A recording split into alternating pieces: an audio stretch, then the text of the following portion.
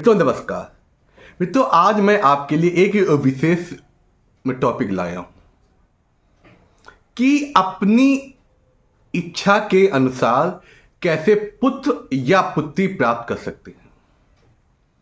ये बहुत ही रहस्यमय आपके लिए टॉपिक है, मैं आपके लिए लाया हूं।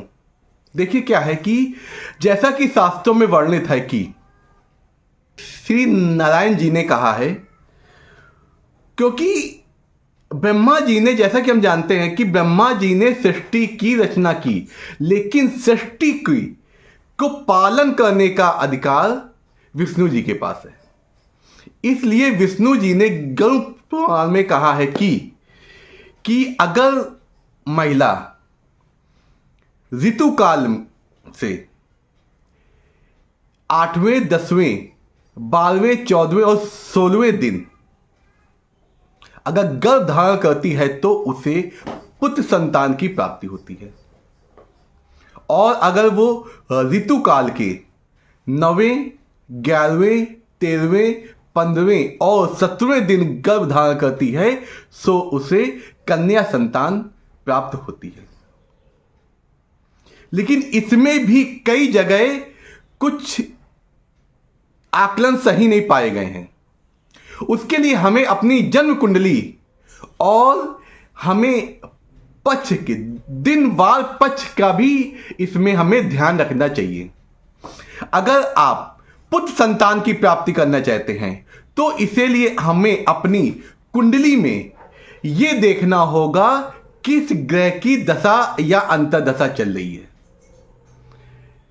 अगर पुरुष ग्रह की दशा या अंतर्दशा चल रही है तो आपको निश्चित तौर पे पुत्र संतान प्राप्त होगी। वो जो हमने दिनवार आपको बताए हैं ऋतुकाल के बाद, वो भी होंगे, और उसके अलावा ये दशा भी चल रही तो निश्चित तौर पे पुत्र संतान प्राप्त होगी। लेकिन कहीं कहीं ये देखा गया है कि आपने ऋतुकाल से सम दिनों में आपने गर्भ धारण किया, लेकिन आपकी कुंडली में अगर कन्या ग्रह की अगर दशा अंतर्दशा चल रही है तो आपको पुत्री संतान प्राप्त हो जाती है। यह इसका सही लॉजिक होता है। इसलिए हमें, अगर हम अपनी इच्छित पुत्र या पुत्री प्राप्त करना चाहते हैं तो उसे हमें इन 3 चरण में हमें चीजें अपने अकॉर्डिंग सेट करनी पड़ेंगी।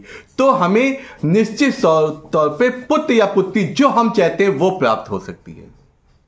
पहला, ये ऋतुकाल से सम दिन अगर गर्भ धारण किया जाता है। दूसरा, पक्ष अगर शुक्ल पक्ष है और आपकी कुंडली है उसमें पुरुष ग्रह की अगर दशा अंतर्दशा चल रही है तो निश्चित तौर पे आपको पुत्र प्राप्ति होती है। अगर वही विषम दिन, जैसे कि मैंने बताया ऋतुकाल से 9, 11, 13, 15 और 17वें दिन गर्भ धारण किया जाता है और आपकी कन्या राशि, कन्या वर्ग के ग्रहों की दशा चल रही है तो हमें अवश्य ही पुत्री प्राप्त होती है और हमारे घर में लक्ष्मी का आगमन होता है। इस प्रकार हम कुछ चीज़ों को ध्यान में रख के पुत्र या पुत्री जो हम चाहते हैं अपनी इच्छा के अनुसार प्राप्त कर सकते हैं।